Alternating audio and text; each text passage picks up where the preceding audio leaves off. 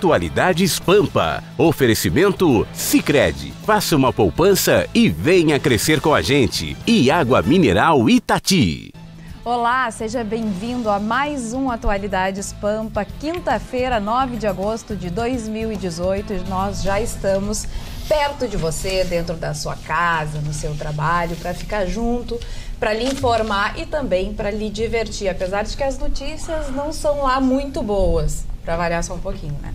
A repercussão do aumento do salário dos ministros do STF em 16,38%. Há quem ache que é justo, que não é contra a lei, e há quem esteja completamente indignado, como alguns colegas aqui da bancada, e eu tenho certeza, muitos dos nossos telespectadores.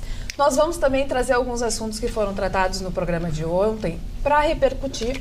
Por exemplo, a questão dos aplicativos, como fica a lei dos aplicativos de transporte aqui de Porto Alegre. O que está valendo e o que não está valendo depois da análise da Câmara de Vereadores sobre o veto do nosso prefeito Marquesan. Também, na quinta-feira, gelada, Marne Barcelos, já nevou em Santa Catarina, promete nevar aqui no Rio Grande do Sul também. Olha, nesse inverno teve assim, gelado desse jeito. Hoje está congelante. Hoje está congelante. Ficou do congelante assim, de uma hora para outra. Eu saí bem desagasalhada de casa, quando agora de noite fui surpreendida por esse frio intenso. Acho que é um dos dias mais frios do ano. Eu acho também. O Ucho tá assim meio abatido, porque antes de entrar no ar, assim, já puxaram a orelha do ex-estagiário. Eu fui admoestado. Admoestado. Eu fui admoestado. Muito bom. E agora prometo me comportar muito, dona Carla. Falando em alunos, e claro, não é uma notícia nada agradável, não é mais nada boa, mas nós vamos tratar aqui no nosso programa. A diretoria da Universidade Federal do Rio Grande do Sul, a diretoria de medicina, foi pega de surpresa e a notícia é realmente triste. Os alunos criaram realmente para chamar a atenção da universidade uma página no Facebook que trata sobre a forma com que os alunos estão se sentindo dentro da universidade e muitos falam até em suicídio. E a página tem o nome de Previamente Ígido e já tem cerca de 800 curtidas e muitos relatos de abuso por parte de professores e da forma com que os alunos estão se sentindo oprimidos, cansados, sem conseguir dar vencimento. E aí, quando se entra no Facebook e coloca Previamente Ígido, se encontra o seguinte slogan: não é sinal de saúde estar adaptado a um sistema doente. Eles dizem que a universidade usa de um sistema doente e que eles não estão dando conta. A diretora da faculdade, ela disse que ficou surpresa com tudo isso e que acha muito injusto que os alunos digam que dentro da faculdade eles não têm algum lugar para se reportar, que tem departamentos, tem psicólogos e tem muita gente que está ali para auxiliar nas dificuldades. Mas a questão está posta. Muitos alunos se sentem realmente desesperados dentro da Universidade Federal do Rio Grande do Sul no curso de medicina. Ruschel. Olha, eu posso dar um depoimento pessoal, embora minha filha não tenha feito na Universidade Federal de Medicina, ela fez na UBRA. Mas acompanhei, lógico, não poderia ser diferente, a minha filha em todo o curso. Ela o fez em 7 anos. E literalmente o nível de exigência que tem só poderia ser como foi. Ela só foi trabalhar na vida aos 26 anos, quando se formou, porque é absolutamente impossível ter qualquer atividade que não seja a concentração. Há as aulas de manhã e de tarde, aulas muito intensas, extremamente exigentes, né? E nós temos uma passagem que eu posso contar porque não é, era tal o nível de exigência que ela sofreu um acidente de carro no último ano de faculdade, onde ela me contou: pai, eu bati de olho aberto. Bater de olho aberto, ela estava dirigindo, ela viu que os da frente frearam e ela não conseguiu fazer o ato. Felizmente, ela não andava correndo, né? E o carro tinha proteção, ela não teve consequência, ficou com aquela proteção uns dias assim. Mas o nível de exigência é altíssimo, é 24 horas concentrado, né? E uma sociedade que cobra, porque se eles são os artistas, vamos dizer assim, né? Não há remuneração maior hoje do que se tem pelos médicos, não há um reconhecimento maior de uma sociedade pelo trabalho, na mesma proporção lhes é dado uma exigência. Eles não lhes é permitido erro, não lhes é permitido dizer não, né? E uma atividade que chama atenção. Então eu não conheço as peculiaridades da URGS, que não devem ser diferentes, né? Não devem ser diferentes, são relatos, mas são conheço o que é um curso de medicina muito de perto. E da exigência que se tem e que sempre tem que tirar uma nota melhor e tem que, sabe, que o estudo nunca vence. São esses tipos de relatos que hoje estão lá. Que é uma matéria, que é uma faculdade extremamente competitiva, um mercado extremamente competitivo. E me lembro ainda, cara, no seu último ano... Quanto tempo ela já se formou? Ela se formou há 3 anos. 3 anos. No seu último... 3 para 4 anos, né? No seu último ano de faculdade, eu já recebia ligações de pronto-socorro, de hospitais, querendo reservá-la tal apreço por essa capacitação, que eu já recebia várias ligações de coisa. E ela se formou num dia, no outro dia ela estava em três locais trabalhando, fazendo plantões ininterruptos, porque é um nível de exigência em relação a esses profissionais muito grande. Então eles são jogados. Ela, aos meus olhos, ainda uma criança com 26, 27 anos, né? Mas num mercado extremamente competitivo, exigente, num pronto-socorro, às vezes com 20, 30, 40 pessoas esperando para serem atendidas. Marne Barcelos. Eu acho, não tenho certeza, hoje comentei pela manhã na Rádio Pampa a respeito disso. Nós falamos durante alguns minutos a respeito disso, desse processo de depressão, esse estágio avançado desses jovens, como disse, foi muito bem colocado pelo Ruschel, né? O nível de exigência e, evidentemente, o processo disciplinar que um aluno de medicina enfrenta. É o curso mais técnico de todos, um curso que exige total atenção do aluno e, evidentemente, o aluno tem que se dedicar às 24 horas full time, né, ao curso de medicina. A exigência do médico, o médico não pode errar, o médico não tem direito de errar, embora seja um ser humano, e todos os médicos erram porque os seres humanos erram. Agora, como disse a diretora do curso ali da URGS, né, existe um acompanhamento. Mas até que ponto a pessoa acha que precisa de um acompanhamento profissional? Até que ponto a minha cabeça julga que eu estou necessitando de um atendimento, de uma conversa? Mas estão compartilhando, estão precisando contar a história. Mas Carla, muitas vezes as pessoas não aceitam ou não admitem, porque a exigência é tão grande, a disciplina é tão grande, que a pessoa não se permite achar que está fraquejando, porque seria um momento de fraqueza. Eu estou precisando, então eu estou fraco. Então eu não estou apto a continuar nesse curso extraordinário e maravilhoso que é o curso de medicina. Então eu vejo sob essa forma.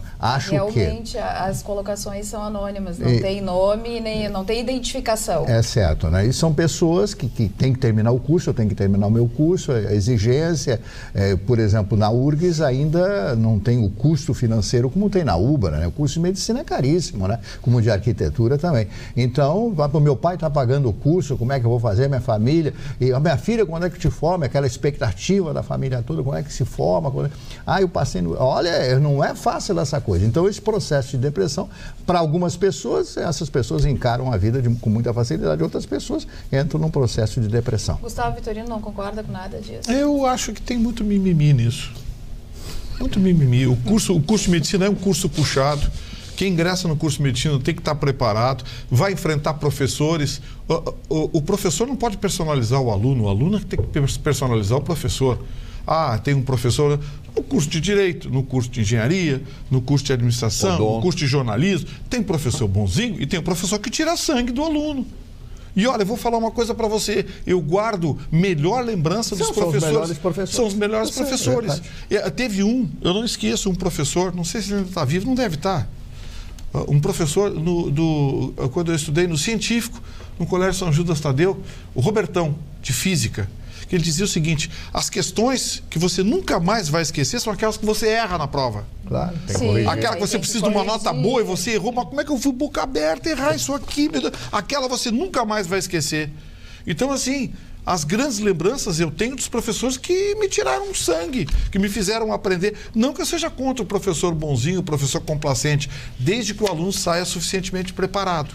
Então, assim, no curso de medicina, como em outros cursos, você vai encontrar professores duros, professores exigentes. E o curso de medicina é um curso atípico. Envolve plantões de 12 horas, de 24 horas. Muita dedicação. Muita dedicação. Me permite só um pequeno à parte, esse professor foi tão bom que o senhor saiu dali para doar sangue.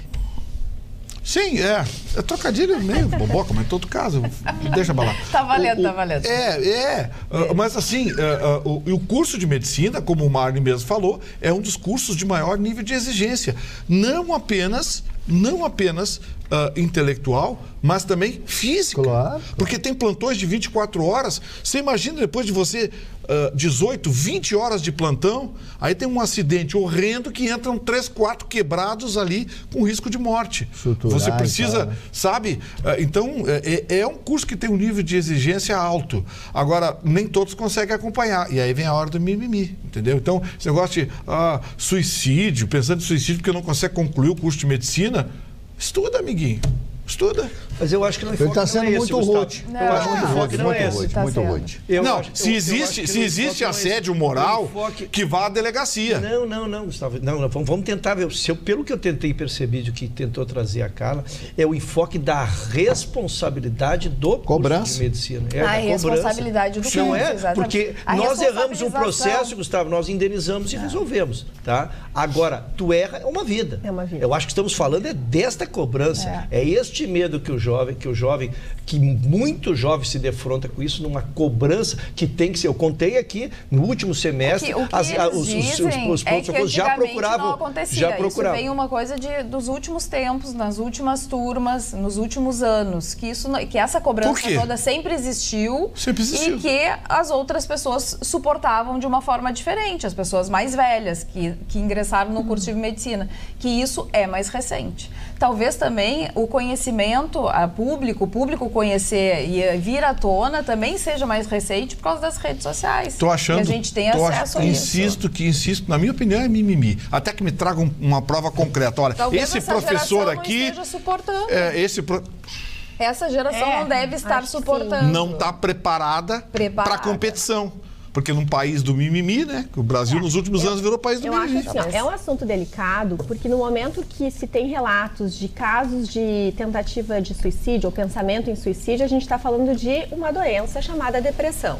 E isso tem tratamento, tem cura, em muitos casos, né? E as pessoas conseguem passar por ela e, na maioria dos casos, graças a Deus, ter uma vida normal. E não tem nada a ver com o curso de medicina. Um caso. O outro caso que eu acho que tem que ser ponderado é exatamente isso. Quem sabe a gente está tendo uma geração que daqui um pouco ela foi diferente das nossas gerações, aonde, resiliência, dedicação, pressão faz parte, né? Então, eu falo isso com muito cuidado, porque, de fato, eu não estou lá, não sei do que está se tratando de fato, né? Mas eu acho que é um bom mote, é um bom assunto para a gente pensar o quanto nós estamos preparando os nossos filhos para situações da vida real.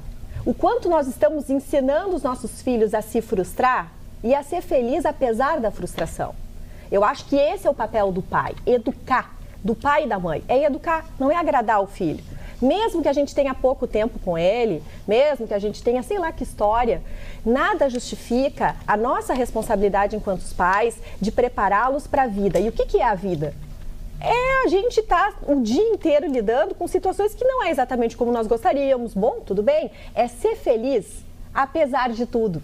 Não é? Então, fica o alerta a todos nós para que a gente reveja muitas vezes hábitos ou atitudes que podem estar contribuindo para uma situação que talvez seja de uma falta de estrutura psíquica para lidar com pressão.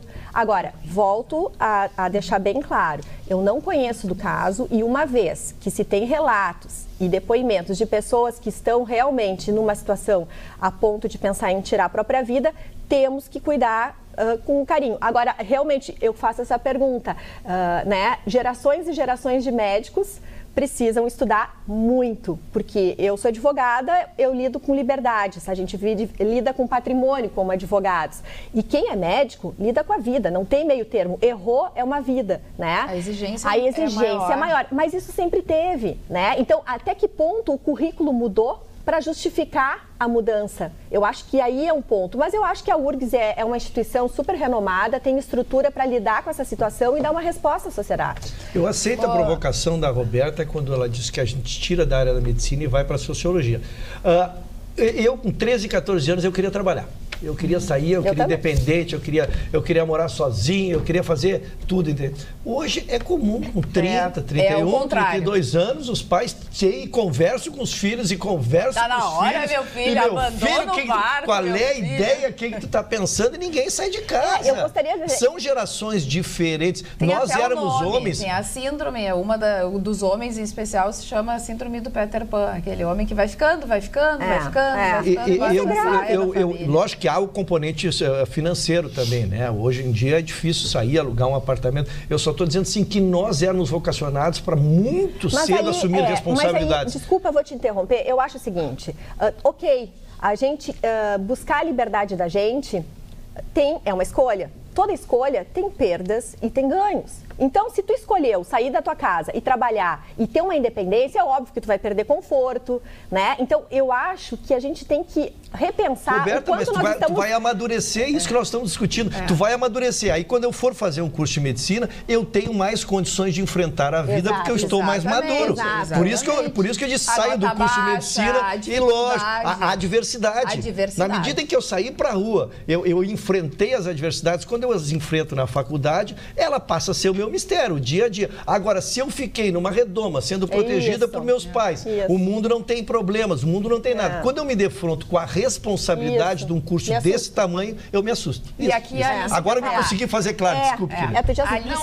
O que eu percebi assim, dos meus amigos que fizeram o curso de medicina é que eles ficavam completamente dedicados mesmo ao estudo e não tinham quase tempo para o lazer. E o lazer é muito importante, né? Se as pessoas não têm lazer, ficam super estressadas. Então, acho que isso é um dos motivos, né? Olha aqui, ó, atualidades@pampa.com.br. A Wanda Nunes diz: olá, Carla, meu filho se formou na URGS nesse semestre em engenharia mecânica.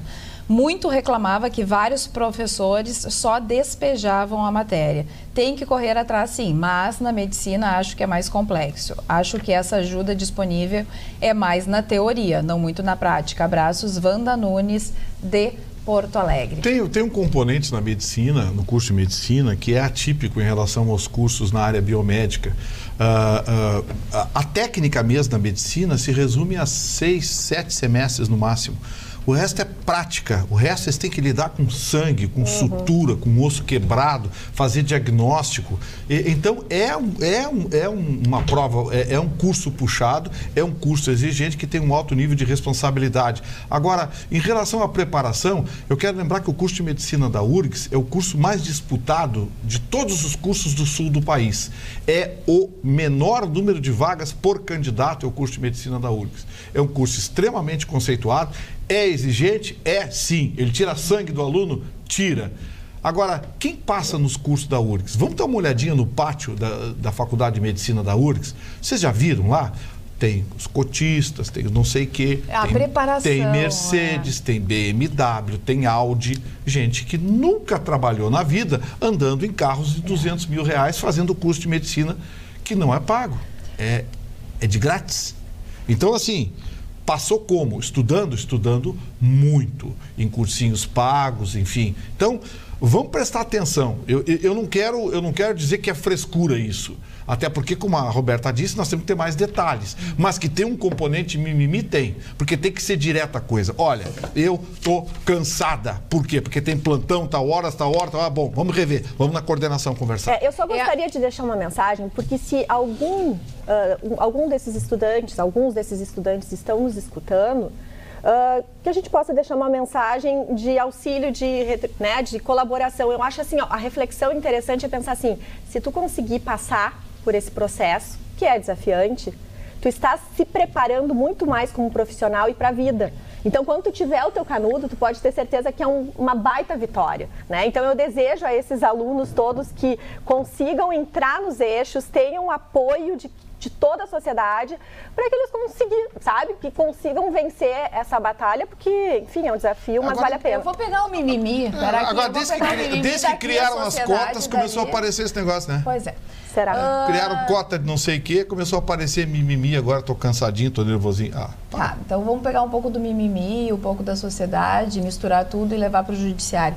É ou não é mimimi a sociedade estar indignada com o STF, Gustavo Vitorino, com aumento de 16,38%?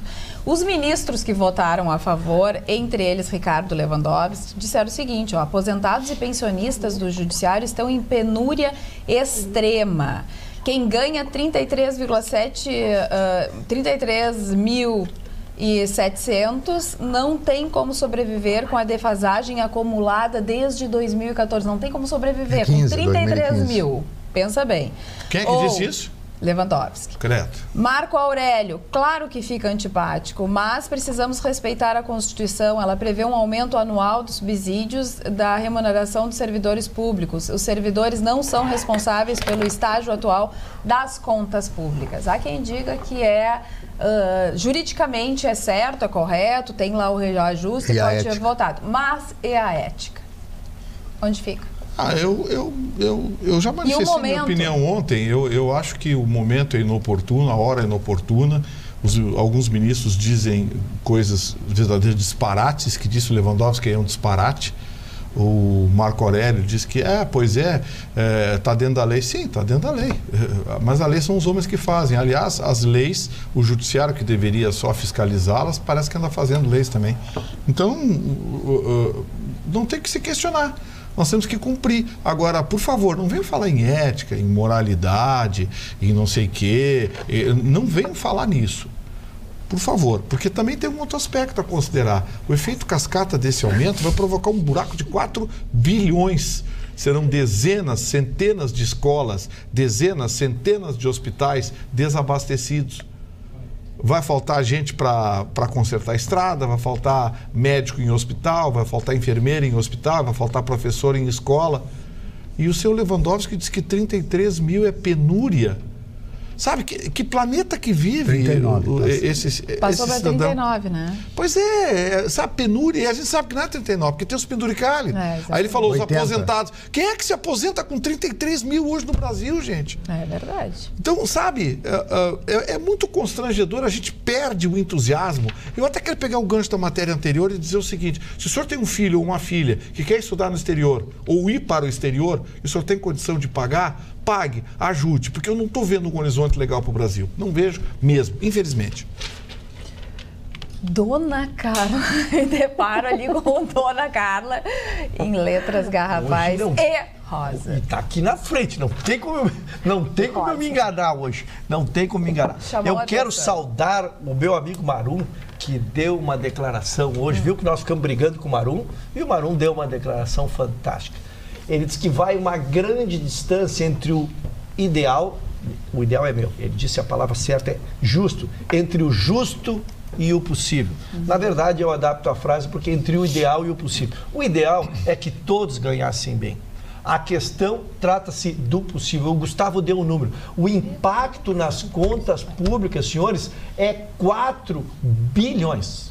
4 bilhões. E aí começa o primeiro susto. O Gustavo cantou a pedra, preciso de render homenagens ontem. Feito em cascata. O Gustavo rendeu homenagens quando ele disse, tem que passar pelo Legislativo. Vocês ouviram a declaração do seu Eunício? Temos que respeitar a autonomia dos poderes. Né? Claro. Então tem que respeitar. Neste caso, ele não vai se ele não vai se manifestar contra, ele vai respeitar porque ele quer respeitar a autonomia dos poderes, não porque vai reajustar também os dele e de todo aquilo assim. Então realmente é uma agressão da sociedade. Ainda se está fazendo os cálculos finais, não se tem o número que vai se aplicar. Agora, esse eu acho que não se esgota aí. Essa notícia não é uma notícia que vai adormecer. Eu acho que ela não é imediatamente implementada, né? Ela vai ter que ser votação e eu acho que isso a sociedade vai estar muito atenta para acompanhar. Acho que esse jogo não está jogado, né? É um desgaste muito grande. E o seu Eunício, hoje divulgaram a declaração de patrimônio do seu Eunício.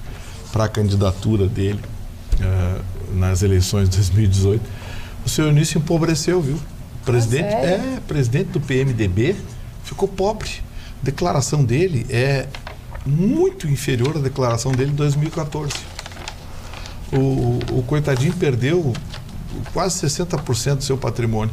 Eu fiquei com uma pena do seu Eunício, fiquei com uma pena dele. Ele disse que, pois a política está tomando todo o patrimônio dele. Eu fiquei com uma pena. Seu Eunício, não, fiz confusão, para aí. Não, Eunício, é o outro. O Rodrigo Maia? Não, o presidente do PMDB, não, Eunício. O Eunício, presidente do Senado, é o outro. O Jucá. Romero Jucá. O Romero Jucá diminuiu presidente do PMDB. Ficou pobre. Ele disse que caiu muito, que ele tinha, antes ele tinha 500 mil em casa, em aplicações, dinheirinho. Agora ele só tem 100 mil. E que o patrimônio dele caiu. Ele disse que a política está tirando todo o patrimônio dele. Eu fiquei com uma pena do seu Jucá, sabe? Presidente do PMDB. Eu estou sensibilizado. Muito. Temos aqui vai convidar ele para morar contigo daqui a pouco. Sim, eu vou arrumar lá tem uma cama a mais. Vou arrumar um empreguinho para ele, ver se ele trabalha aqui, ajudar o Zé no estacionamento aqui, para dar uma mão, porque... Falando nisso, dona Carla... Não, deixa a Alice falar. E depois eu gostaria, se tiver a oportunidade, de falar também. Lastimável esse aumento de salário dos ministros, até porque ninguém em nenhuma categoria teve esse índice. Daí vem dizer que o aposentado que está dando prejuízo para o Brasil, abraços Neti Saldanha. E tem um outro recadinho.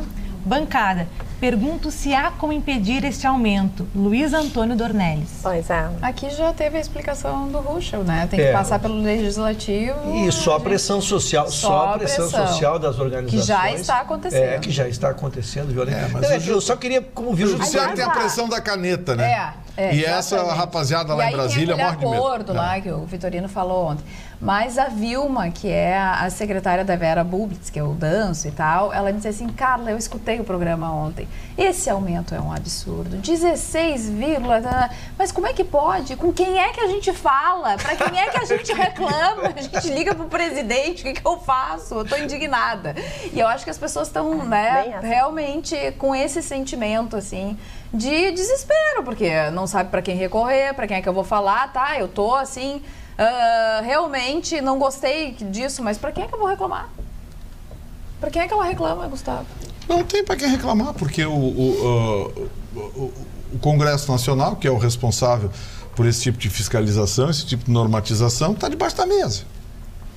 Está todo mundo debaixo da mesa lá com medo. Mas chamava a atenção que quando nós íamos para as ruas, há anos atrás, bem que eles recuaram em algumas atitudes e rapidamente tomaram certas decisões que beneficiaram a maioria e não a eles próprios. Então, me parece que se nós realmente usássemos do poder para a rua, talvez nós teríamos uma resposta mais sensata da parte deles. Agora, a pressão popular é muito grande, mas pela internet. A repercussão é muito negativa, mas os juízes, daqui a pouco, eles mas essa gente está se lixando. Exatamente eles isso. Estão acima do bem e do mal, vivem na ilha da fantasia, acima do bem e do mal, aquela coisa. É lamentável porque, assim, realmente, nós como advogados, nós conhecemos juízes fantásticos, sabemos da importância desses cargos, sabemos do quanto é valoroso o trabalho deles, mas essas atitudes, nesse momento, acaba gerando esse tipo de posição, né? Realmente eles estavam sem aumento desde 2014. 2015, né?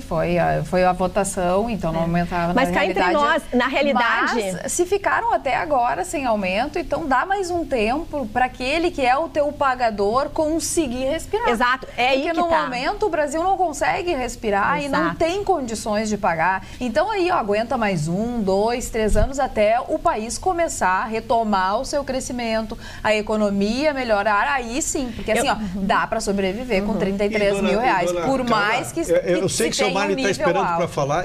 Meia hora. Meia hora. Então quem esperou meia hora, espera mais só 10 segundos. Eu só quero dizer o seguinte, não saiu reajuste nominal, mas saíram algumas coisas, o auxílio moradia é recente.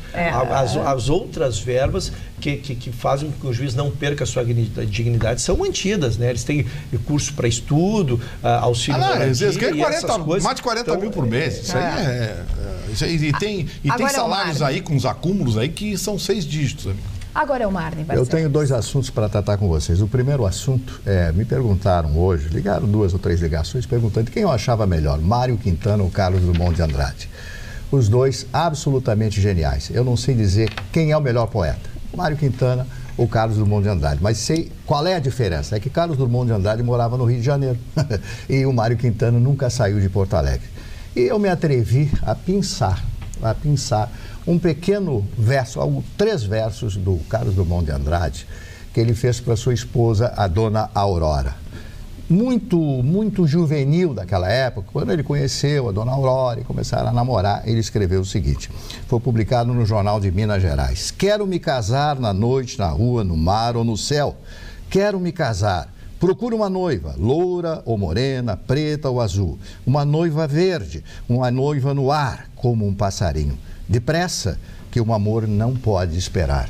Quer dizer, Carlos Drummond de Andrade, na sua juventude, quando conhece a dona Aurora e depois iria se casar. Saio desse assunto maravilhoso, falar de Carlos Drummond de Andrade e Mário Quintana, realmente excepcional, para tratar de um assunto que me deixou profundamente nervoso, que eu já conversei antes do programa com a dona Carla. E por isso eu vou só te pedir licença 1 minuto, porque esse e-mail é endereçado exatamente para ti e trata desse assunto. Por saber disso, eu vou pedir para ler o e-mail do Joer Anselmo Padilha. Olá, dona Carla, só passei para lhes desejar um bom programa. Gostaria que perguntasse para o senhor Marne o que ele acha de nós estarmos pagando as hospedagens dos assassinos que de dentro da cadeia mandam matar, como aconteceu com a policial no Rio de Janeiro. As meninas estão demais, lindas, um abraço a todos, vejo o programa na reprise. É o Joer Anselmo de São Leopoldo. O Joer Anselmo, eu fui repórter policial muitos anos em São Paulo, Rio de Janeiro, fui ameaçado de morte muitas vezes, tive uma 765 encostada na minha nuca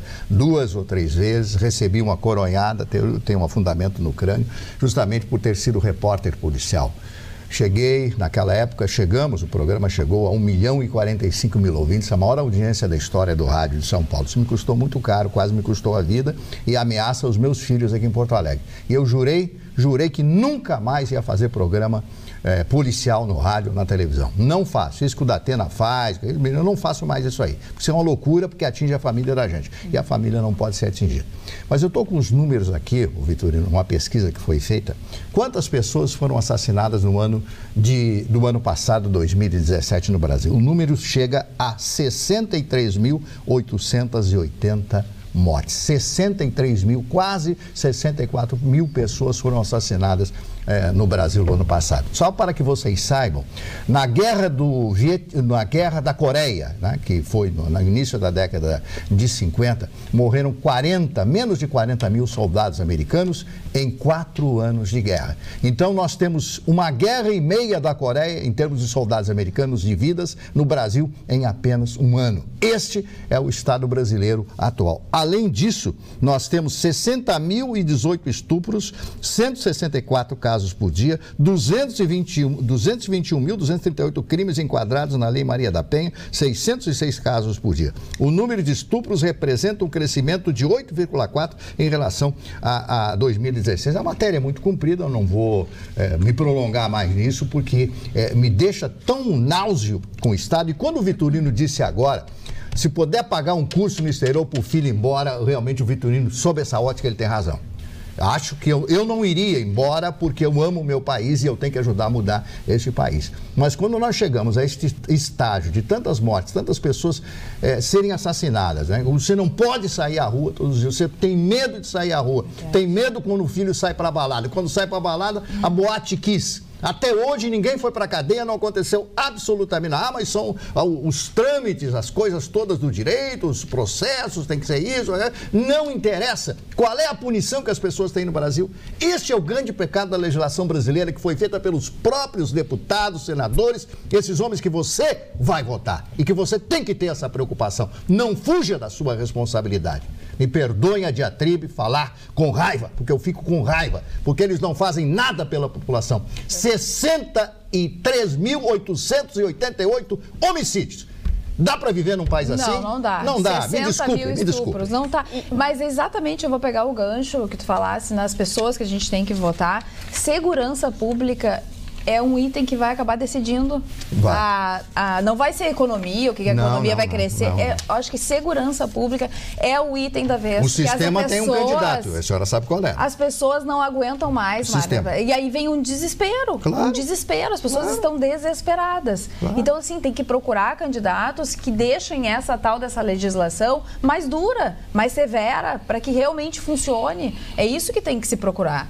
Estou vendo aqui as pessoas se mexerem aqui do lado. Não, uma reflexão porque realmente as palavras do Marne calam fundo, né? O que eu acho que seria interessante também trazer para reflexão é que nós estamos diante de uma sociedade que fica mais violenta a partir do momento que falta o básico em casa. Nós estamos diante de muitas famílias que não têm dinheiro para pagar as contas do mês, honrar questões muito básicas do seu dia a dia. E isso mexe com as pessoas. Então, seria interessante a gente tentar fazer uma reflexão, porque nessas horas, quando o dinheiro falta, ou as famílias se unem mais, se protegem e fazem disso um trampolim para sair disso mais fortes, porque tudo passa, um ciclo passa, a história prova isso, né? Ou então acontece essas questões de violência, de desestrutura, porque parte também das violências que a gente vê aqui desses números também tem a ver com violências domésticas que nós trouxemos, né, na bancada, conversando ao longo da semana passada e dessa por outras razões, mas também existem situações onde aquele pai desesperado, que não tem como honrar o seu cotidiano, se desespera e comete uma loucura, né? Ou aquela mulher que não sabe apoiar aquele homem, e, enfim, em casamentos, enfim, que a gente vê. Então, eu acho que, assim, o lado talvez positivo de tanta dificuldade, de tanta violência, de tanta luta, é que a gente se fortalece nessas horas, né? Então, vamos tentar nos unir e enxergar o positivo, porque se isso existe, tem alguma razão de ser. Não. A gente percebe que realmente, hoje em dia, quantos milhões de desempregados? 13 milhões. 13 milhões é muita gente. E subemprego vai a 30 milhões. Exatamente. A falta de emprego, é muita falta de oportunidade, é muita falta de emprego. E é uma sociedade doente aí também. Se coloca na posição, é uma sociedade se coloca na posição doente. de um pai de família que está agora assistindo televisão, está desempregado ou ganha R$1.200, R$1.500 por mês. Que a Roberta acabou de falar. Se coloca na posição desse pai de família. E aí ouve a gente relatar que o ministro Lewandowski disse que coitadinho dos aposentados do judiciário que ganham 33 mil por mês estão na penúria. Sabe, o que a gente vai esperar de reação desse cidadão? O que a Vilma me perguntou. Ele vai... Vem cá, que país que eu estou vivendo? Quem são essas pessoas? As pessoas são de outro planeta. Eu canso de dizer aqui, tem fila na frente do Cine lá. A fila faz a volta com centenas de pessoas lutando desesperadamente por um emprego de R$1.200, R$1.500. Mas é uma sociedade também mais violenta. Tu pega, por exemplo, pessoas que têm um bom poder aquisitivo. Não, mas eu não vou. Não, olha bem, eu não estou justificando a violência. Sim. Não estou justificando a violência, porque as pessoas dizem, porque a pobreza. Não. Tem muita gente que... É ofender as pessoas modestas, dizer que existe muita solidariedade na fala. Não são. Não, são trabalhadores, saem às 5 da manhã de casa, pegam 2 anos para chegar no seu lugar de trabalho, ficam até às 8 da noite, chegam, ainda tem que fazer comida para a criança no outro dia, para a criança ter comida. E aí assiste o Atualidades e vê o Lewandowski dizendo uma barbaridade dessa. Então, assim, agora, o problema é que nós estamos no país do coitadismo. Nós vivemos sob uma ideologia nos últimos anos, nas últimas décadas, a ideologia do coitadismo. O bandido, coitadinho, o problema dele é social, é perseguido social. Viu o que o Japão faz com o bandido? Chamem o Japão de país do meio do mato. Maioridade penal, 18 anos. Só tem 3 países no mundo que tem a maioridade penal de 18 anos. A Inglaterra é 10 anos a maioridade penal. A Inglaterra é jurássica? É violenta, é isso e aquilo. A França, 12 anos. A Espanha, 14 anos. Os Estados Unidos, 14 anos, maioridade penal. Não, no Brasil é 18 anos. Bandido de 17 que já matou 5 ou 6. Pai de 3 filhos. Pai de 3 filhos e pode votar. Agora, também tem um ingrediente nessa história toda, que se a gente avalia a história e o comportamento humano nas últimas décadas, começou a ficar errado ou feio envelhecer. Então, assim, existiam sociedades, né, e pessoas que em décadas atrás, a gente falava de uma pessoa de 30, 40 anos, ela já tinha filhos, família constituída, etc. E aí, hoje em dia, 30 e 40 anos, as pessoas ainda gostam de ter atitudes adolescentes. Então, tem uma questão que... É uma questão absolutamente social e de geração. Exato. E que linka com o que o Ruschel disse, que antigamente tinha que sair mais cedo de casa, tinha que batalhar melhor. Peraí, isso é uma minoria. Não, é isso que eu estou defendendo. A grande minoria com 14 anos está trabalhando para ajudar o pai e a mãe. Tem gente, tem menor de idade. E essa minoria que tem casa, eu não acho tão comida... minoria assim, Gustavo. Eu não acho que é tão minoria assim. Menor aprendiz. Não, eu acho uma que coisa é você ter o patrocínio, outra coisa é você querer o patrocínio. Não, eu queria estar até hoje morando com meu pai e com minha mãe se estivessem vivos. Olha só. Eu não vou me atrever a fazer conclusão científica quando não se tem os dados, né? Eu só posso dar o meu sentir porque vivi as duas gerações, nós que acompanhamos isso, e acompanhei de perto essa transformação. Eu acho que os jovens estão mais dentro de casa, sim. Né? Estão mais... E tem gente que não tem nem casa e não tem nem o que vestir nesse frio horroroso. Esse agora, é o teu recado. Dona Carla. Esse frio, né? Quem quiser e puder fazer doações de roupa, tanto novas como usadas, mas em bom estado, calçados, cobertores, alimentos não perecíveis e até fraldas descartáveis, e for passear na Redenção nesse sábado, pode levar as doações, porque uma empresa de aplicativo, Garupa, vai estar ali recebendo essas doações em frente ao monumento ao expedicionário, das 10 da manhã até as 4 da tarde, neste sábado. E lembrando que a campanha do agasalho de Porto Alegre vai até o dia 23 desse mês. Então, quem quiser até lá chamar esse aplicativo, eles vão estar recebendo essas doações pelo motorista. E quem quer fazer doação, quer ajudar, mas não quer sair de casa, também pode chamar o aplicativo, eles vão até a sua casa buscar e não vão cobrar nada pela viagem. Então, quem tiver interesse, pode ter mais informações pelo telefone. Tem que residir em Porto Alegre para eles fazerem essa busca. O telefone é 5199... Tá aí na nossa tela, ó. Isso, este número, 99370-6724. Tá, só esclarecer aqui para o Alessandro Toledo, olha o que ele disse, o Alessandro Toledo. Onde está a Magda? Largou de mão, jogou a toalha. O que vocês fizeram para ela? Puxaram o tapete dela. Não, Alessandro, nada disso. Ela está sendo mestre de cerimônias em uma... É um encontro da OAB. Exatamente. E o Chicão Tofani continua doentinho, mas espero que amanhã já retorne. São duas qualificações que eu quero colocar aqui. Primeiro, gerontofobia. Gerontofobia. Nós estamos vivendo isso. E o segundo, que é o contrário de tudo isso, a antítese disso aí, que é os avós sustentando os filhos e netos. Exato. Os avós sustentando filhos e netos. O número de pessoas, de aposentados que estão sustentando os filhos desempregados ou com subemprego é um negócio extraordinário no país. Então, quero dizer para vocês que a situação está ruim. Ah, mas vocês só dão notícia ruim, mas tem que dar notícia que está acontecendo. Exatamente, não dá para inventar. Agora, a gerontofobia é uma coisa séria. É pecha. Ser idoso no Brasil é pecha. O judiciário já assumiu essa posição e os avós estão sendo responsáveis, sim, por pensão alimentícia, quando os pais não podem fazê-lo, sempre no benefício da criança. Uma senhora de salário mínimo foi presa.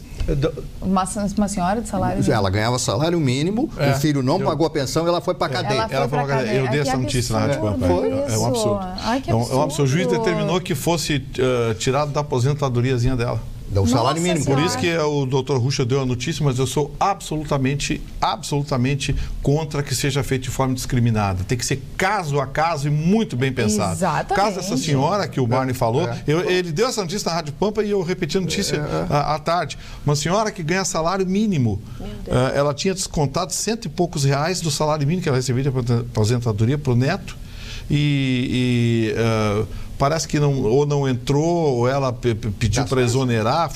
Sim, não pagou. Saiu ordem de prisão para ela. Ordem de prisão. E foi presa, foi recolhida. Ordem de prisão para ela. Mudando de assunto, na Argentina foi negado pelo Senado argentino a liberalização do aborto. Esse é o teu tema?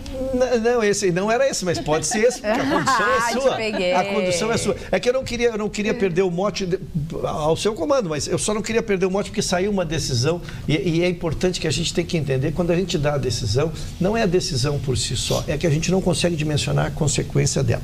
Foi negado o recurso no TRF4 do governador, ex-governador Sérgio Cabral, Gustavo. Ele foi mantida a condenação dele de 14 anos e 2 meses. Ele agora, tu me perguntaste onde? Num dos processos. No primeiro que chegou aqui, ele agora já é, Carla, que tu me perguntaste ontem, pela primeira vez condenado em segunda instância. Então, caso seja revogada a preventiva, ele já pode ficar preso por condenação na segunda instância, já que... O senhor me daria uma parte de 10 segundos? O que for preciso. Sabe o que os advogados dele pediram? Visita íntima da esposa. Só que ela está em prisão domiciliar, como é que faz? Não, eu quero que o senhor, advogado, o senhor tem que me responder. Deixa eu seguir uma notícia, depois nós detalhamos a sua subnotícia. A sua subnotícia. Então, por que eu estou te dando... Sexo virtual, por que eu estou trazendo essa notícia, Carla? Porque às vezes é um número. Pegou 14 anos. Porque eu vou linkar com as notícias que eu vou trazer agora no Rio de Janeiro. 14 pessoas morrem por dia no Rio de Janeiro porque estão aguardando vaga na UTI e não tem vaga na UTI. E sabe por que não tem vaga na UTI? Porque este senhor desviou em 20 processos pelo qual responde todo o dinheiro da saúde do Rio de Janeiro. Então não é uma decisão, quando a gente diz assim, 14 anos, 13 anos, não faz diferença. Faz diferença o ato dele de ter tirado verba da saúde, e o secretário dele da saúde também está processado nessa Lava-Jato aí, tá? Onde essa verba não tem, e 14 pessoas são diagnosticadas estamos falando por dia, né? Estamos falando por dia. Por dia, não é por mês. 14 pessoas morrem por dia, precisando ir para uma UTI ser atendidas e não tem vagas em UTI, porque a gente vê o fechamento de hospitais. Então, quando a gente dá um número, este número, ele às vezes não mostra o que traz por trás, que é um absurdo o que esse cidadão fez, né? E felizmente está respondendo pelos seus crimes. Não, e essa do Maluf, que ligou por engano para uma jornalista, viu isso? Ele ia ligar para um ministro e se enganou e ligou para a jornalista, mas ele não pode ligar para ninguém, gente. Ele está em prisão domiciliar. E alguém acredita, né? E a Suzane von Richthofen está saindo da cadeia porque é dia dos pais. Não, mas dá para viver num país assim? Não, falando em dia Aí a outra, o camarada quer visita íntima. Quer visita íntima. Só querem, continuam querendo. Depois de tudo que fizeram, continuam querendo. Não, a visita íntima, vão ali, né? Sexo ali, aquela coisa. Eu acho engraçado. Nós, seres humanos normais, advogados, aqui estão na bancada, aqui que são advogados que militam todo dia na justiça, se a gente ficar enchendo muito saco num processo, o juiz acaba multando por litigância de má-fé. O juiz perde a paciência. Pô, esse cara... Esses grandões poderosos, eles infernizam a justiça. Todo dia é recurso de tudo que é tipo de coisa, inventam recurso, criam teses, e não acontece nada. Ninguém aplica uma multa, ninguém aplica, sabe, litigância de má-fé. Do Lula já foram até agora? Bom, habeas corpus do Lula. Tivemos um hoje. O que é isso, gente? Tivemos um hoje. Tem dezenas. Qual foi esse de hoje? Também no TRF4. Foi negado ele queria participar do debate na Band. Então ele entrou com um pedido, ele já havia um pedido anterior, como não se manifestou, o tribunal desconheceu, aí eles entraram com mandado de segurança, tu tem que examinar, porque por isso que é mandado de segurança, né? Tu tem que examinar, onde ele pediu uma liminar e a juíza indeferiu sem entrar no mérito, dizendo que não preenchia os requisitos para um mandado de segurança sobre essa matéria. Mas foi um de hoje. Foi um de hoje. Não tem limite, é todo dia.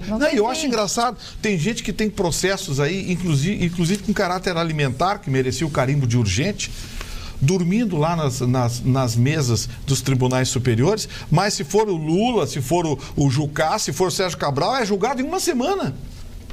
Pô, como assim? Como assim?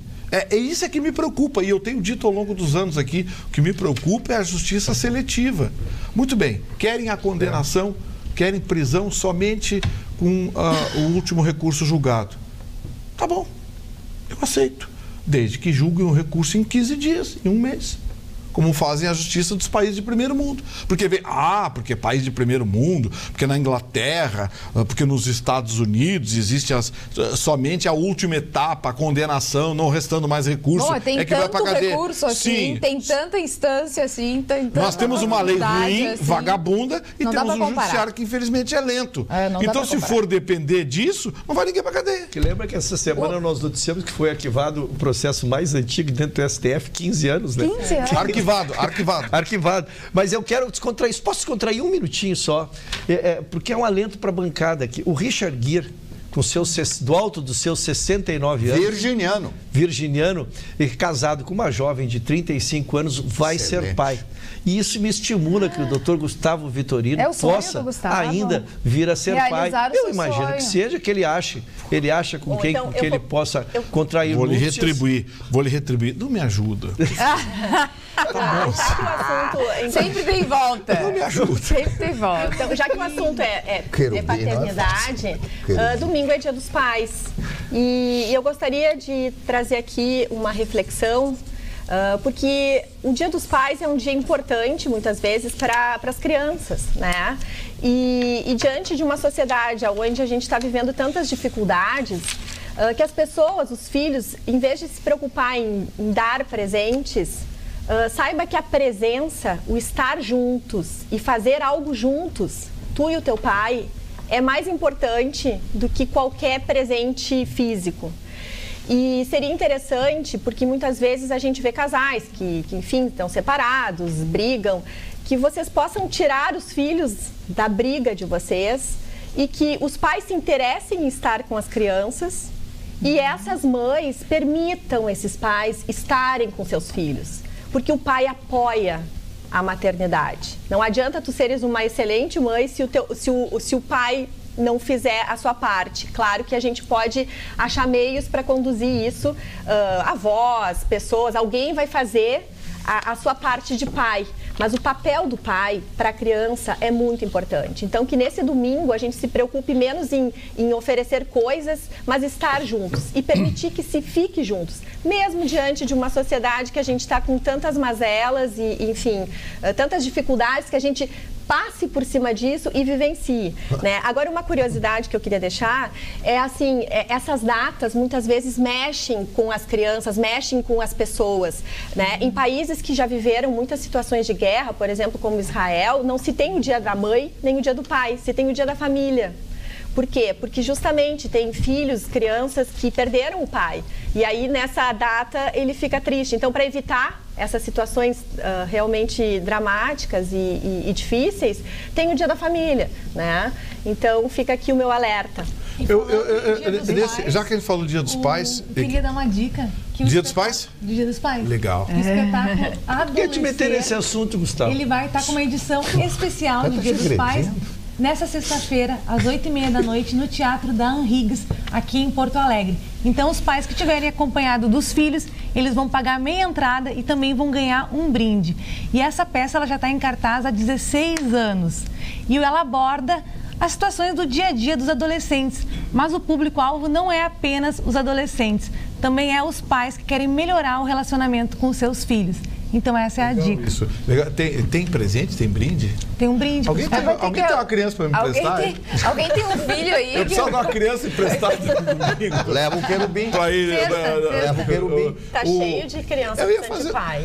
Eu ia fazer uma reflexão aqui, porque sempre que eu lembro do meu pai, eu lembro de uma frase, tenho certeza que cada um de vocês aqui lembra de uma frase dita pelo seu pai que ficou. Eu lembro de uma frase dita pelo meu pai que vem ao encontro exatamente do tema que a gente abordou no início do programa, que é a pressão profissional, é ensinar o jovem desde cedo. Eu fui morar sozinho com 17 anos de idade, trabalho desde os 14 anos de idade. Eu também. Mas o meu pai disse uma frase que eu nunca mais esqueci. Velho Marino, olha, sempre no Dia dos Pais eu lembro dessa frase. Ele disse para mim: meu filho, se você quer ser reconhecido, aplaudido, aclamado, faça muito bem uma coisa. Mas se você quiser encostar a cabeça no travesseiro e dormir para o resto da sua vida, aprenda a fazer muitas coisas. Por isso que eu fiz 4 faculdades. Que legal. Valeu, seu Marino. O meu pai não está mais vivo, né? Sinto muita saudade dele todos os dias. Eu não tenho uma frase, mas é aí que está. O abraço dele era maravilhoso. Morro de saudade do abraço do meu pai. Então, o gesto, o carinho, muitas vezes fala mais do que qualquer palavra. Também tem isso. Né? Puxa, lembra de alguma coisa? Frase do teu pai? Não me pede mais dinheiro. O meu pai, ele é... A frase que o Mário lembrou. Não me pede mais dinheiro. Não me pede, apaga a luz. Apaga a luz. Ela assim, apaga a luz. Apaga a luz, vai dormir. Atende o telefone. Vai dormir. Chega cedo. Só para descontrair um pouquinho, né? Não, tá bom. Não, meu pai era exatamente assim, apaga a luz. Já estudou? Atende a porta, não sei o que, ele era São durão. as frases inesquecíveis. Durão, e aquela coisa na adolescência que a gente fica pensando, que cara chato, duro desse jeito. E no final das contas, lembro muito bem de uma época que eu precisei muito conversar com uma pessoa e foi para ele que eu liguei. É o porto seguro da pessoa.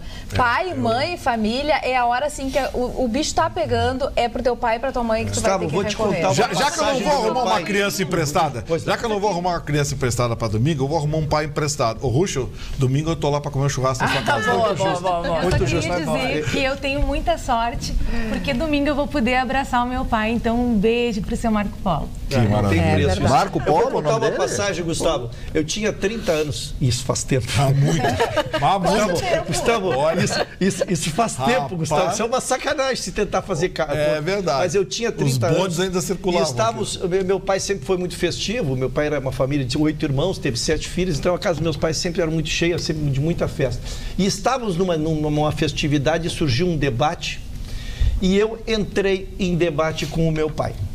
E sustentei uma discussão com ele, Gustavo, por hora que eu estou te dando a minha idade. Eu já era 30 anos, já era um homem, pai de 3 filhos, muito bem resolvido profissionalmente, e sustentei uma discussão com o meu pai. Encerrou a discussão, eu fui embora, eu andei 5 quadras. Voltou. Dei a volta na quadra, voltei para minha casa e voltei no mesmo ambiente, ele estava no meio dos amigos, espera tudo.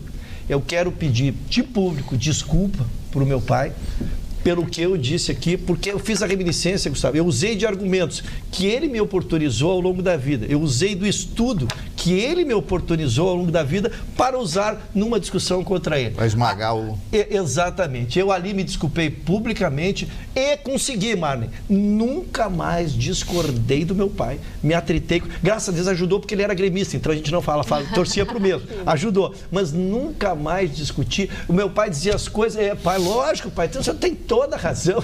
E assim levei minha vida. É uma passagem que eu guardo no coração, Mari. Isso. Então, quem provar para pai que tu tem razão, na boa, né? Só eu mesmo retardado. Deixa eu dar uma notícia para vocês, para acabar com tudo isso. PT pode apoiar Alckmin no segundo turno. Na sabatina realizada pelo banco BTG Pactual na quarta-feira, 8, Fernando Haddad, candidato a vice de Lula e seu substituto, caso ele seja impedido de participar da disputa, não descartou a possibilidade de o PT se unir ao PSDB. O PT não tem esse preconceito. O PT e o PSDB aqui em São Paulo mesmo tiveram episódios muito interessantes, afirmou Haddad. Duvido que os militantes do PT votem. Vão aceitar isso. Não vão aceitar. Claro. Os militantes uma resposta política, né? Deixa eu mandar um abraço para o seu Walter Didolich, de 78 anos, advogado, doutor Walter, que assiste o nosso programa. Quem pediu o abraço para ele foi a Patrícia Didolich, que eu não sei se é filha ou é neta, mas ela mandou o recado e disse que o doutor Walter é telespectador do nosso programa. Doutor Walter, um grande abraço, obrigado pelo carinho, ficar sempre com a gente. Temos um recado aqui do nosso telespectador. As mulheres que querem liberar o aborto esquecem que, se as suas mães pensassem como elas, não teriam nascido. É o recado do André Gonçalves. O André manda isso sempre, eu já me arrependi, não teria nascido, não estaria aqui. Exatamente. Vocês estariam perdendo um debatedor. A notícia que você deu, Carla, da Argentina, ela vai atingir o Brasil também, viu? Porque assim como os pró-aborto contavam com o que acontecesse na Argentina para reforçar a campanha aqui, a recíproca é verdadeira. Mas se você pensa que é só essa polêmica, outra começou a ferver hoje no STF e vai dar outro pano para a manga, que é o sacrifício de animais em rituais religiosos. Nós já discutimos aqui, né, Gustavo? Pois é, o STF vai votar a matéria, um ministro, acho que foi o Barroso, pediu vista hoje, então vai demorar mais algum tempo, mas é um tema absolutamente espinhoso. A gente abordou lá na Rádio Pampa e olha, o negócio tem aspecto técnico, né? A Lei 9.605 de 98 classifica como crime você matar um animal. Você matar um cachorro é crime, matar um gato é crime. As pessoas não sabem, mas é crime. Só que o Brasil tem a liberdade do culto religioso, as garantias do culto religioso. E algumas religiões, notadamente religiões afro, fazem sacrifício de animais. Então criou uma dicotomia aí, uma ambiguidade que vai ser muito difícil ser solucionada. Mas com gato e cachorro? Não. Fazem com galinha. Sim, mas gato e cachorro... Para um pouquinho. A lei é a seguinte, matar animais, não define animal. Tá, mas espera só um pouquinho. Bom... A lei é bem clara. Doutor Ruxo, acha aí o artigo 32 da Lei 9.605. Matar animais para cultos religiosos? Não. Eu perdi. Vai. Matar animais com ou seu crueldade, sejam eles domésticos, silvestres ou exóticos. Mas então a pessoa não vai poder mais matar a galinha para vender para a gente comer? Não, aí que tá. Existem exceções a essa lei que são ligadas à alimentação, por indústrias habilitadas com licenças da Anvisa, papapá. É um tema espinhoso. Trazer uma informação sobre o aborto. Lembrar que na América Latina ele só é legal em Cuba desde 1965 e no Uruguai desde 2012. E ele também é permitido na Cidade do México. A Argentina seria o terceiro país se legalizasse, mas foi na direção contrária. E são países absolutamente católicos. Os países latinos têm essa característica, são católicos fervorosos. Como o tema foi muito polêmico, a gente discutiu bastante e a gente aguardou o resultado, eu fui fazer uma pesquisa para inundá-los de informações, né, e não só de opiniões, porque nós temos emitido opiniões. Eu fui ver quantos países tinham legalizados, quantos não o têm legalizado, que é uma informação importante para o nosso debate, né? Nós temos legalizado em 63 países e amplamente liberados, sem nenhum tipo de restrição, em outras 13. Então isso dá 79. 124 países proíbem o aborto. Essa é a questão. Ele está no nosso Código Penal aqui nos artigos 124 e 128. Para nós, só é pedido naqueles 3 casos, né? No caso de estupro, anencefalia e risco de vida da mãe. E risco de vida da mãe. Na Argentina tinha sido aprovado na Câmara e quem rejeitou foi o Senado já agora, por 38 a 31. E a matéria não pode voltar no mesmo ano. Mas lá, a exemplo daqui, está muito longe de terminar. Eles tentaram, eles vão tentar um plebiscito, mas o plebiscito precisa passar pelo Congresso. Como o Congresso já recusou, ele vai recusar o plebiscito. Essa matéria esse ano eles não conseguem trazer. Aqui conosco existe um projeto do PSOL. Do PSOL, eu não posso ter me enganado no coisa. Existe um projeto do PSOL tentando alterar, tentando conseguir aqui a liberação, mas ainda está em termos de projeto. Está andando a matéria, não conseguimos avançar. Também não. Eu estou com uma chinelagem lá do Rio de Janeiro, para variar. Que lugar, né, no Rio de Janeiro, como tem chinelagem no Rio de Janeiro. Sabe o que eles estão fazendo agora? A ciclovia Tim Maia, aquela mesma que caiu, que matou um engenheiro, que matou um cidadão, está passando de bicicleta, uma onda veio, né? Tinha que se chamar Tim Maia. Bom, e aí caiu, matou os dois cidadãos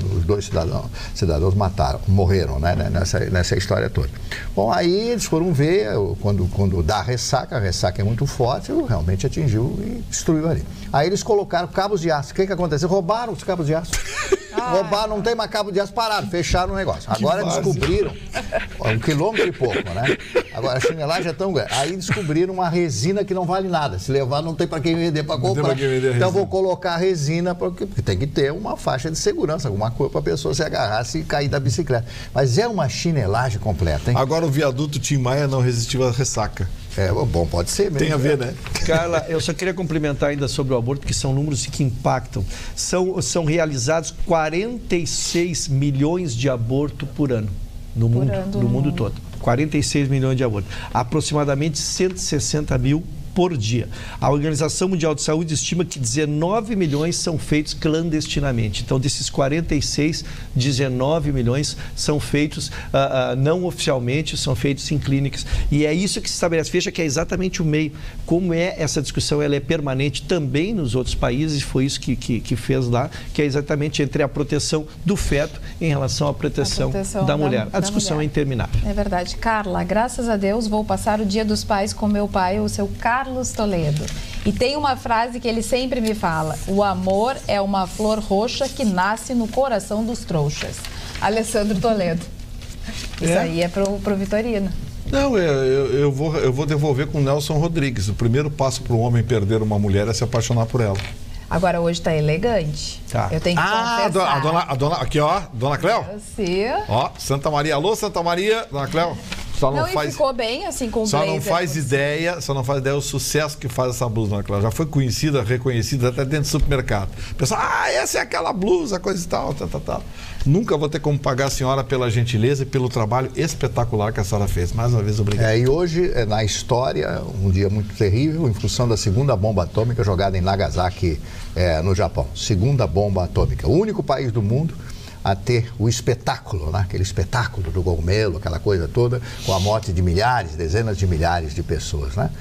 A guerra é feita para bonzinho, né? Para gente boa, tudo bonzinho. Né? Você sabe que esses dias eu estava lendo um articulista, eu acho que foi no Washington Post, que aos domingos eu tenho a mania de ler os jornais mais alternativos, porque eu leio normalmente sempre os mesmos de manhã. E vi um artigo muito interessante.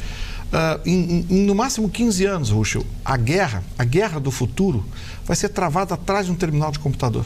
Com certeza. Para você ter uma ideia, os Estados Unidos já estão desenvolvendo os drones bombardeiros. Nossa Senhora. Drones bombardeiros para voarem a 14, 15 mil metros de altura. Sem piloto, sem nada. Drones vai ser tudo controlado. Tem um filme chamado Drone, que está passando, acho que na net. Vitorino, ao contrário do senhor, hoje eu estava lendo o Jornal de Angola, de Luanda. Aí uma das manchetes no Jornal de Angola: manada de elefantes arrasa com a vila, destruindo toda a plantação. Cada um com seus perigos, né? Cada um com seus perigos. Exatamente.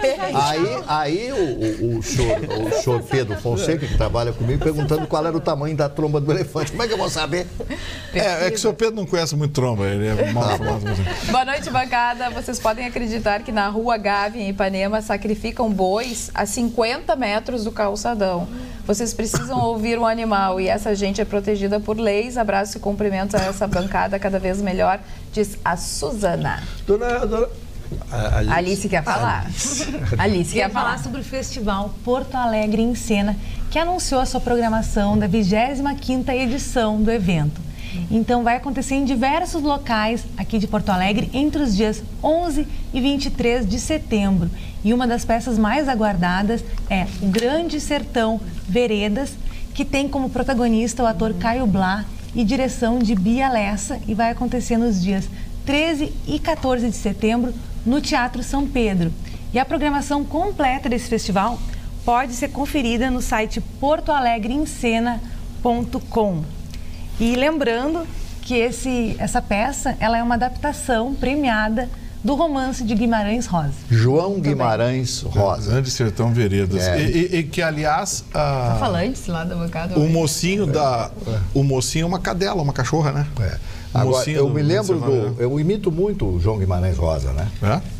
Ele falava 11 idiomas. Ele dizia, eu falo 11 idiomas desde que eu tenho dicionário. Ao mesmo tempo? Desde que eu tenho dicionário. Então eu sou campeão. Aí já fica mais Guimarães Rosa, que figura, tem museu, vá conhecer. Boa noite, parabéns pelo programa e antecipadamente aos papais. Assistindo agora e também o Repeteco mais tarde. Adorei a dica da peça e amanhã assistirei o Adolescer. Olha só que bacana. Que legal. Um beijo a todos, sou fã desta bancada, não vou para a cama sem... Nos assistir, é óbvio. Ana Paula, e daí ela tem aqui uma observação. Gustavo, meu pai também chama Marino. Diadorim, o nome do personagem. Diadorim. Ih, rapaz, eu acho que eu me atrapalhei aqui. É a idade. Coisa normal. É a idade. A cadela baleia de Vidas Secas. É amiga dele. Do Graciliano Ramos. E não do Guimarães Rosa. Memórias do Cárcere, para mim, é o melhor livro. Uma Vida Seca. Me atrapalha. É a idade, né? Também eu li isso quando eu tinha 12 anos. Também faz tempo. Muito. Também faz tempo. Rapaz, o Dom Pedro estava indo embora, eu deixei de me despedir dele para ler esse livro. É bom se enganar de vez em quando. O senhor também não é perfeito, né? Não é perfeito. Sim, infelizmente. A perfeição é uma Mas eu tento. Bom. De qualquer maneira, eu fiquei muito orgulhoso, dona Carla. Eu fiquei muito orgulhoso porque nós furamos... Pois não, Semana? Se nota que o senhor está orgulhoso. Pois não.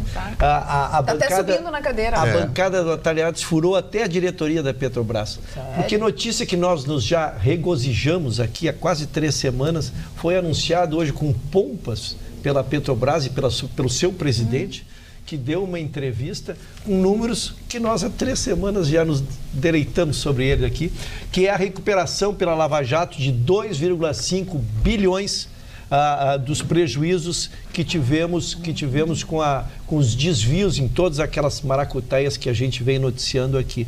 Então, os acordos de leniência, de confissão das próprias empresas renderam quase 1 bilhão, os demais foi por recuperação judicial e que já totalizam 2,5. Nós trabalhamos com um número de um prejuízo total de 6 bilhões e pouco, o que nos garante já quase 1/3 do ressarcimento de todo o prejuízo causado à nossa Petrobras. A Denise de Bagé se comunica pelo atualidades@pampa.com.br e diz o seguinte: PT se une a todos contra Bolsonaro.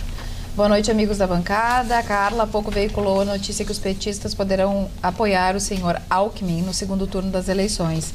Com certeza poderá ocorrer, pois existe uma campanha acirrada de todos unidos contra o Bolsonaro. Saudações, Denise de Bagé. O PT está alinhado com partidos que votaram pelo impeachment da dona Dilma Rousseff em 16 estados.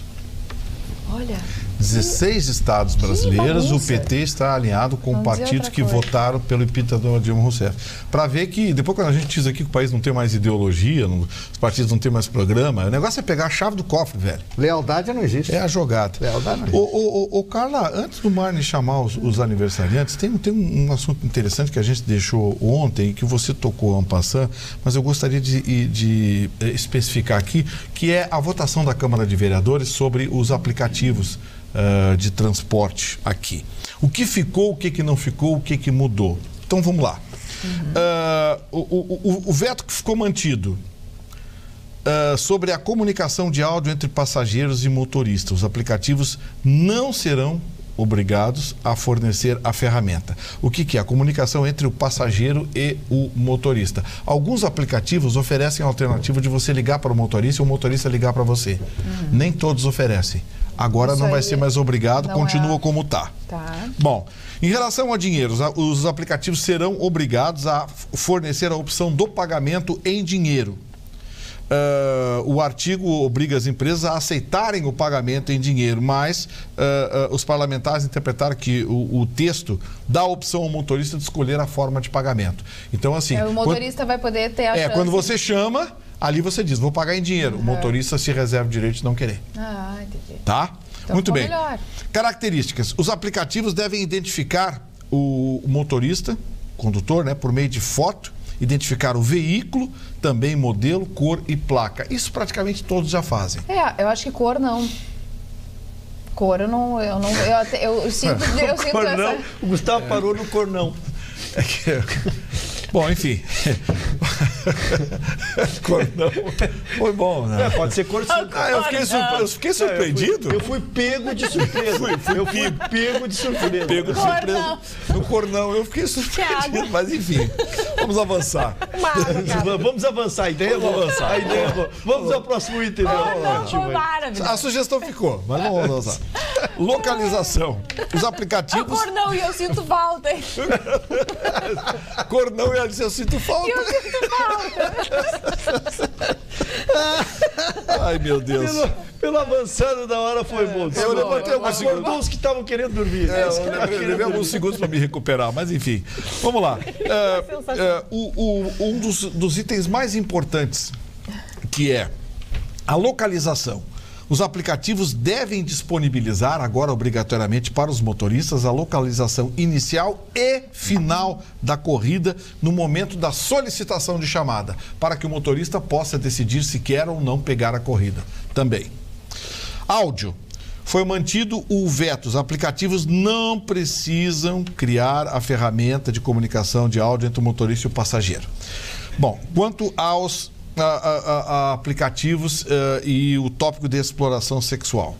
Muito cuidado. Os aplicativos devem dispor de mecanismo de cancelamento de viagem caso o motorista flagre qualquer tipo de exploração sexual de crianças e adolescentes ou venda de drogas. Ou seja, o motorista tem que ter a alternativa de cancelar a viagem a qualquer momento se ele verificar esse tipo de exploração, esse tipo de crime. Deixa eu te interromper, porque aqui a notícia... Sexto item, só apenas 8. Tá, não. É que o UOL se retratou e disse que colocou o UOL, coloca a frase na boca de Haddad e se corrige. O portal publicou no título uma declaração que Fernando Haddad não disse em uma palestra do PTG Pactual nessa quinta-feira 9, de que ele não descartaria o apoio do PT a Geraldo Alckmin caso o partido ficasse fora do segundo turno após pedido de Haddad. E o site se corrigiu. O site UOL publicou no título de uma reportagem sobre a participação de Fernando Haddad em um evento BTG Pactual nessa quinta-feira, dia 9, uma afirmação não dita pelo petista, de que ele não descartaria o apoio do PT a Geraldo Alckmin caso ele ou Lula ficasse fora do segundo turno. Após pedido de Haddad, o site se corrigiu e mudou o título para Bolsonaro e Alckmin no segundo turno seria pesado. Eu estranhei.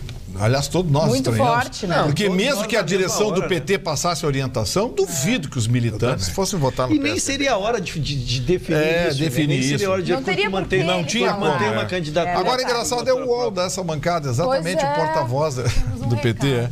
Bom, vamos lá. No tocante à discriminação sexual, a prefeitura fica obrigada a adotar providências caso o condutor denuncie discriminação de qualquer espécie, seja de cor, raça ou identidade de gênero praticada por usuários. Sétimo, CPF e foto, o veto foi mantido. O passageiro não será obrigado a fornecer o seu número de CPF e a foto no caso de pagamento em dinheiro. Isso não tinha a mínima condição. Imagina, a pessoa já tem o teu CPF e tua foto. Isso, e ficou apenas um item a ser votado, que ficou para a sessão de segunda-feira da Câmara de Vereadores, que é o artigo que torna portátil a identidade visual do aplicativo, para ser mostrada apenas para fins de fiscalização.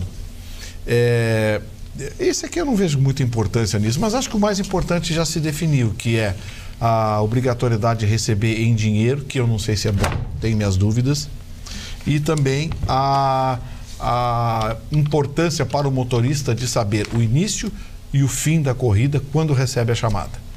Isso eu acho importante, o motorista tem que saber, até para fazer a sua avaliação. São essas as modificações. Vamos aos aniversariantes? Vamos.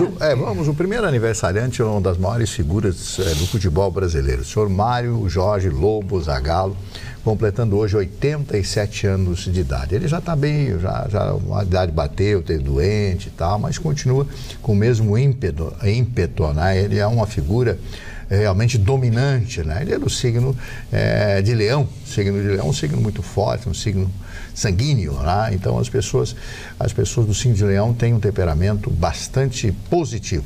E o Zagallo, um dos maiores ídolos do futebol brasileiro, tanto como jogador, mas mais como treinador, campeão em 1970, depois da demissão do senhor João Saldanha, do jornalista gaúcho João Saldanha, do Alegrete, assume a seleção brasileira e ali nos sagramos tricampeões do mundo, fomos tri ali. Depois, em 94, ele também é o técnico auxiliar e se torna campeão do mundo, 4 vezes campeão do mundo. Deve ser a única figura no mundo que é 4 vezes campeão do mundo. Muita saúde para o Zagallo, essa grande figura do futebol brasileiro.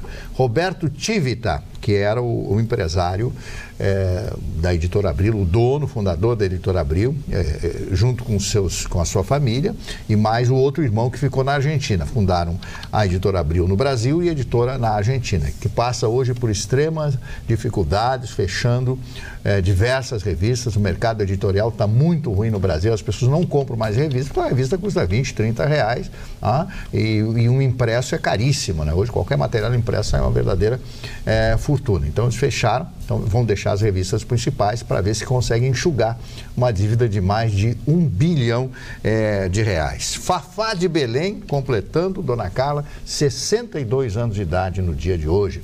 A Fafá de Belém, ia com aquela risada cristalina dela, naquele jeito, ela ri de tudo. É uma grande figura, a Fafá, amiga de todo mundo gosta da Fafá de Belém.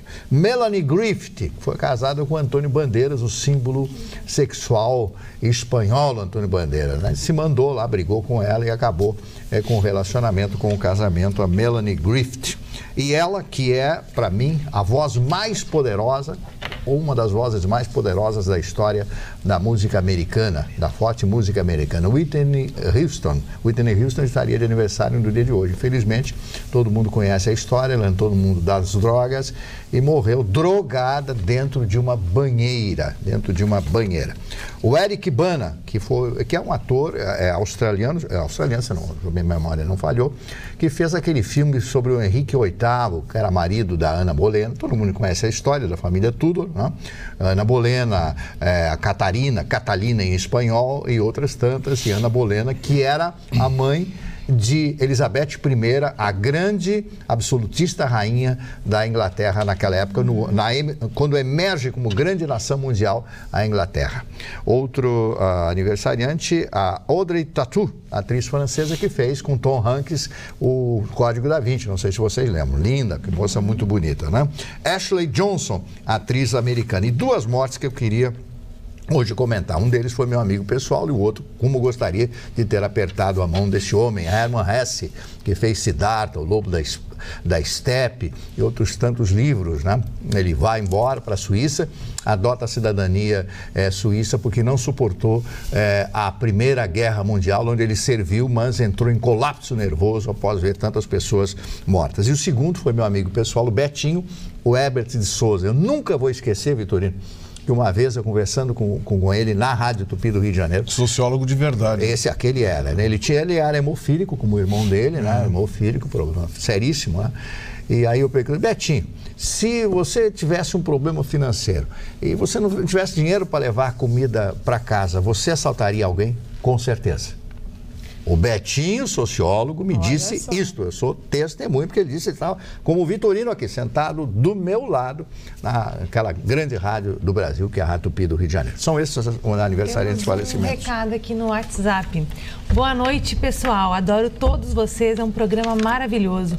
É um absurdo, gente, o que eles querem fazer. Eles não pensam nos aposentados brasileiros e no trabalhador brasileiro, que muita gente vive com salário mínimo e esses safados pensam só no bolso deles. Temos que votar bem. Os brasileiros têm que acordar. Chega de tanta roubalheira. Sou brasileira, amo meu país e acredito que temos capacidade para mudar tudo isso. Acorda, Brasil. Carla, manda um beijo para o meu filho Guilherme. Nós somos de Gravataí. Um abraço a todos e Najara. Um beijo para a Najara e um abraço grande para o Guilherme. Aí o sujeito virou para o seu orientador, psicólogo, e disse, puxa vida, como eu tinha vontade de viver para sempre. Tem alguma alternativa?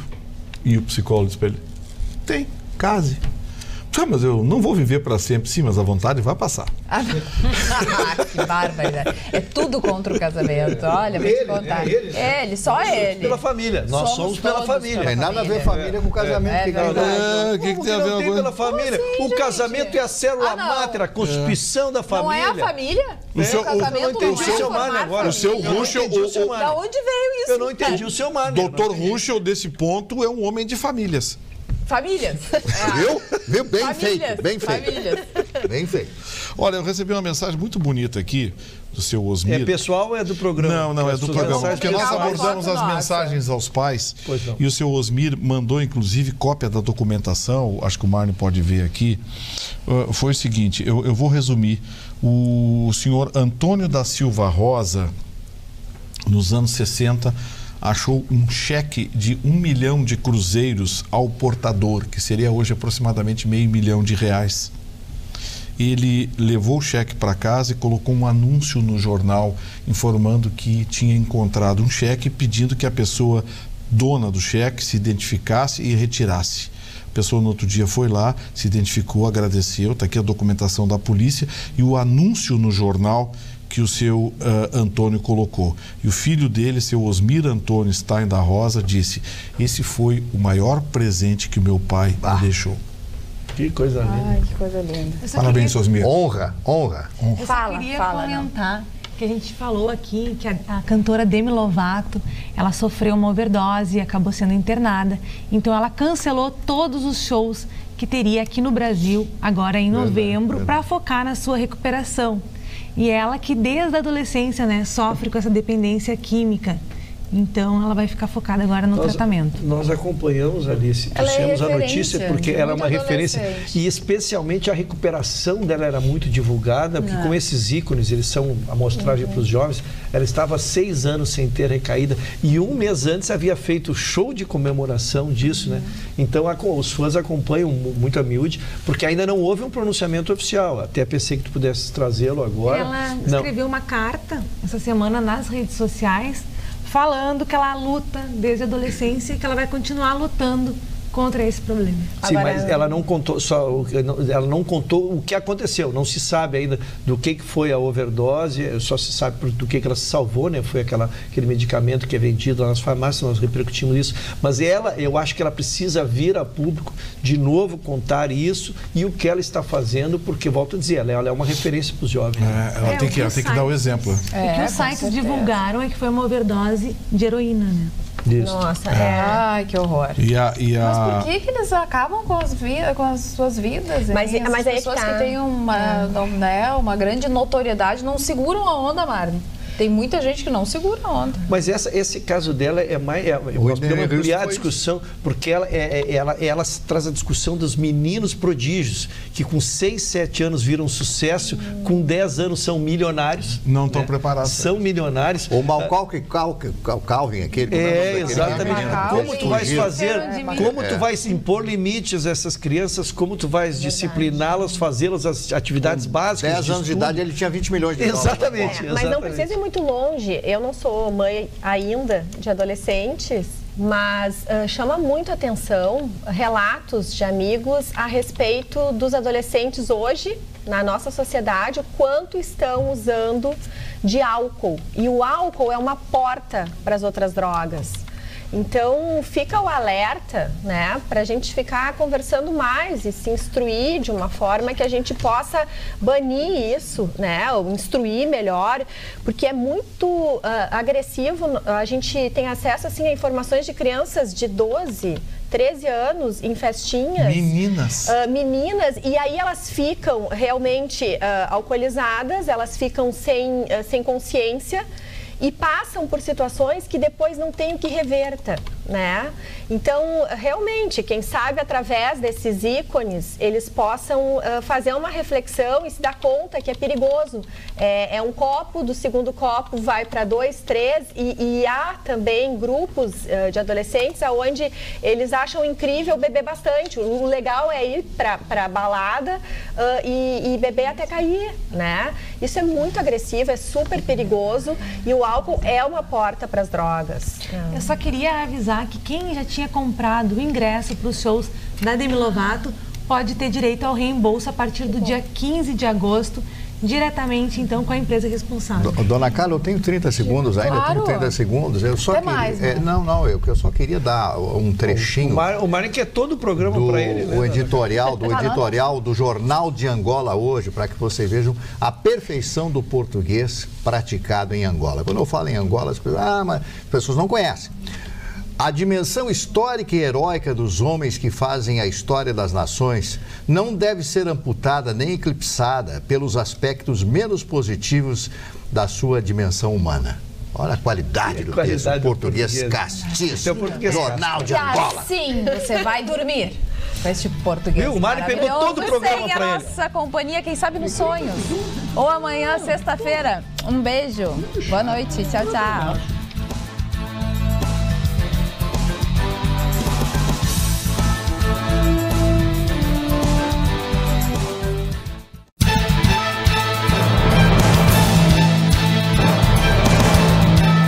Atualidades Pampa. Oferecimento Sicredi. Faça uma poupança e venha crescer com a gente. E água mineral Itati.